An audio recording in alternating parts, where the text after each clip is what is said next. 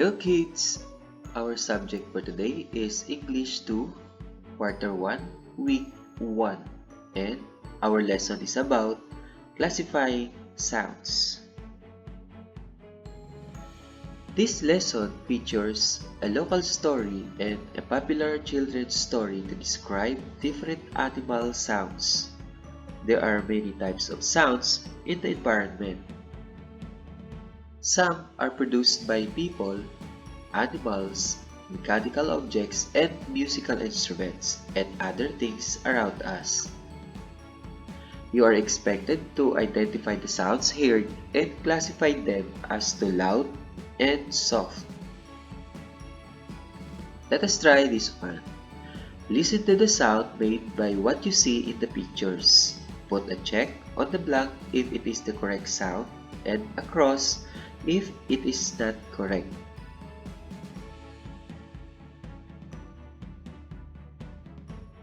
Check.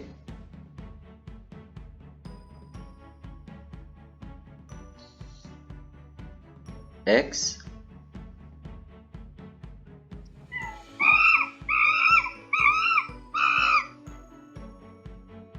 Check.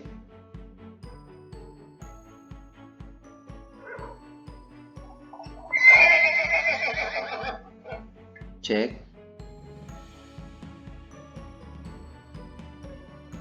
X. Okay, for this activity, draw a smiley face on the line to make objects that make loud sounds and a sad face for those that make soft sounds. Number 1. Telephone. Smiley face. Number 2. Drum. Smiley face. 3. Bus. Smiley face. 4. Crying baby. Smiley face. And number 5. Mosquito. Sad face. What kind of pets do you have? What tricks can they make? What sounds do they make? When do they make these sounds? Let us try learning task number 1. Read the story below and answer the questions that follow. Write your answers in your notebook. Sound Game in the Zoo by Donabel H. Magararu. It's Teresa's much-awaited day. It's her 7th birthday. Her nanay and tatay promised that they would go to Laguna Wildlife Park and Rescue Center, a zoo at La Vista Pansol, Calamba City. As promised by her parents, today, the family will visit the Wildlife Park and Rescue Center. To make their visit fun and memorable, they decided to play a game. Teresa would be blindfolded and led by her parents near the animals' cages. She has to identify each animal by listening to the sound it makes. Nanay, tatay, and blindfolded Teresa approached the first animal. Teresa listened well until she heard this loud sound.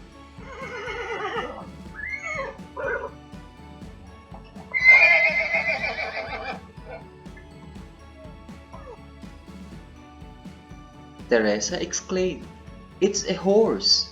It's a horse!" She got it right. It was the Wildlife Park newly adopted pony named Corona. Nanay replaced Teresa's blindfold and they went on to the next. The birthday girl listened carefully until she heard this loud sound.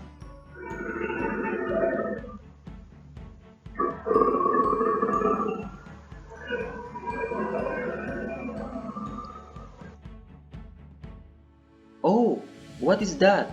she asked. "I think it's a crocodile." She got it right. It's a Cayman crocodile. The sound guessing game continued. Other animal sounds that Teresa guessed right are the following. A. Zzz, soft sound made by a snake. B. Oink, oink, oink, oink, loud sound by the wild pigs. C.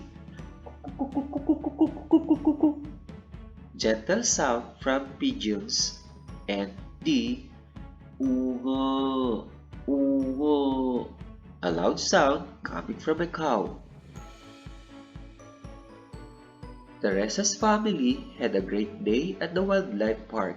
It was an unforgettable adventure and a birthday celebration that is worth the wait. Questions. What are the animals mentioned in the story? The possible answers are: the animals mentioned in the story are horse, crocodile, snake, wild pig, pigeon, and cow. Number 2. Imitate the sounds of the animals in the story. Horse, crocodile, snake, wild pig, pigeon, and cow.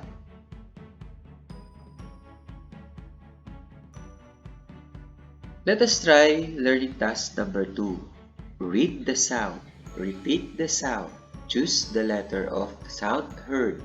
Write your answers in your notebook. Number 1.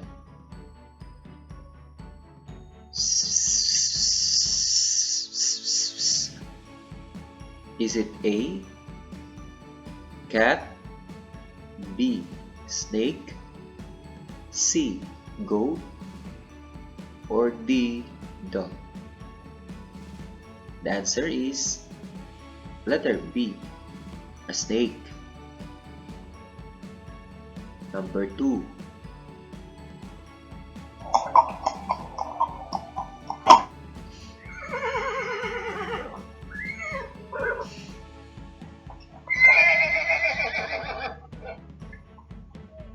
Is it A, goat, B, horse, C, duck, or D, cow?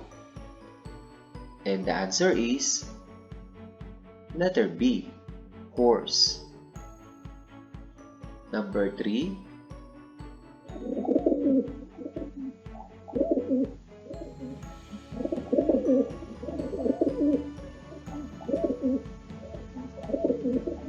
Okay, is it A, pigeon, B, pig, C, fish, or D, chicken? And the answer is letter A, pigeon. Number 4.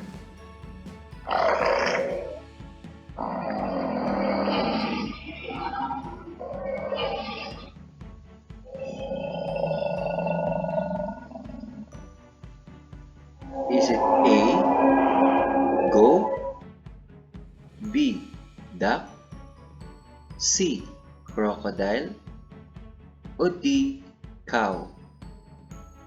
The answer is C, crocodile.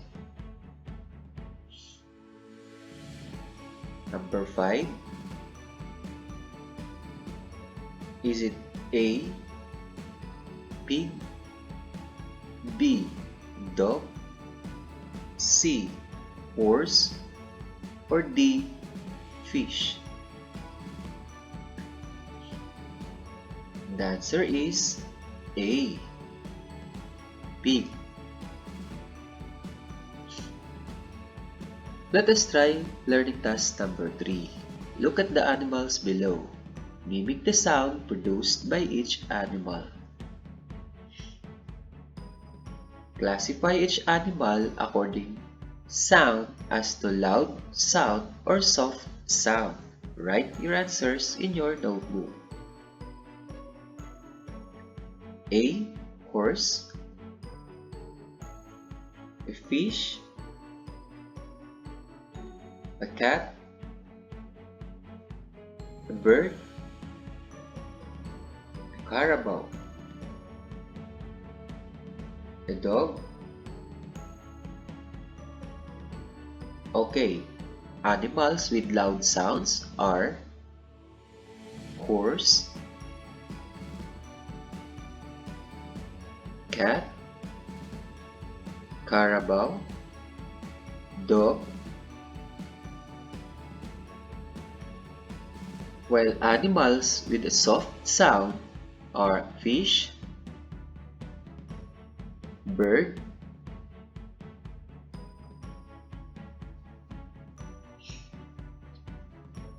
let us try now learning task number 4. Read the story. Answer the questions that follow. Write your answers in your notebook.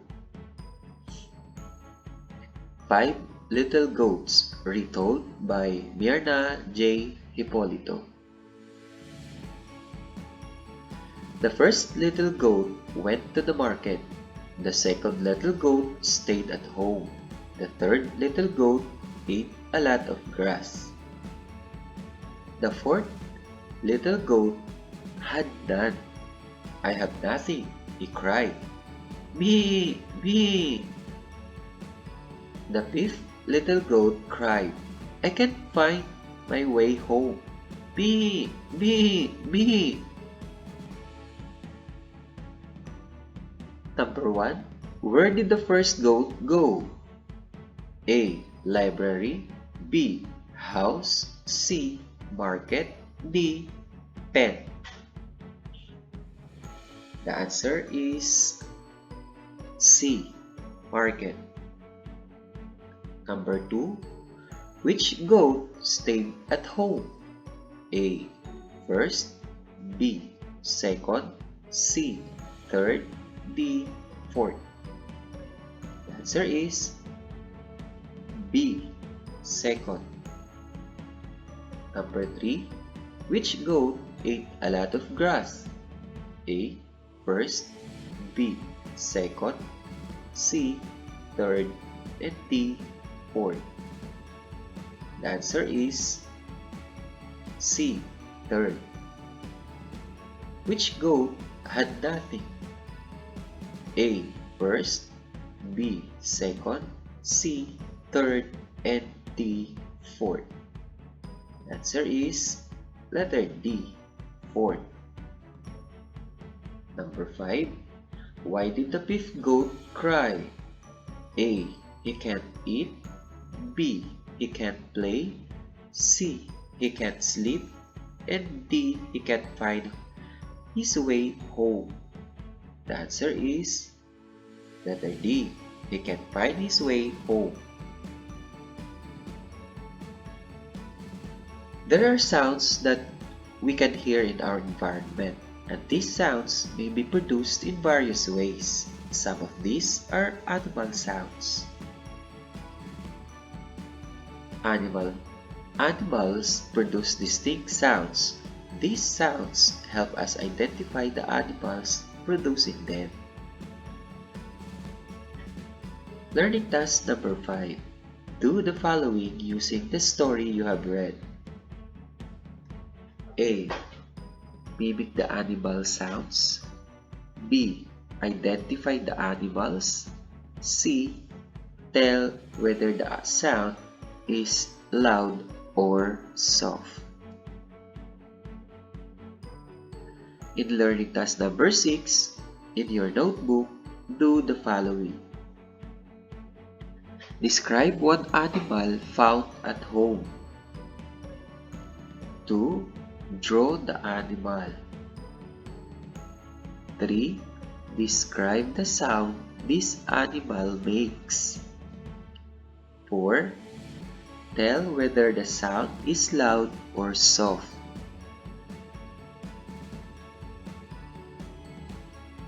Can an object produce sound? Some objects can produce sounds when used with other objects. In learning task number 7, in your notebook, do the following using the objects below. Try to produce sounds by using a fork or spoon. Classify the sounds produced as to soft or loud. Write your answers in your notebook.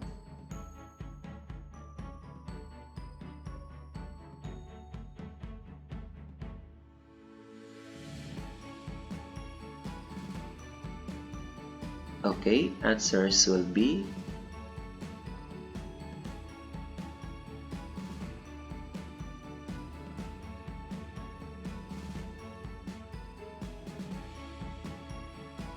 our reference for today's lesson is English 2, Quarter 1, Week 1, Remote 4A Learner's Material. Thank you for watching and God bless everyone.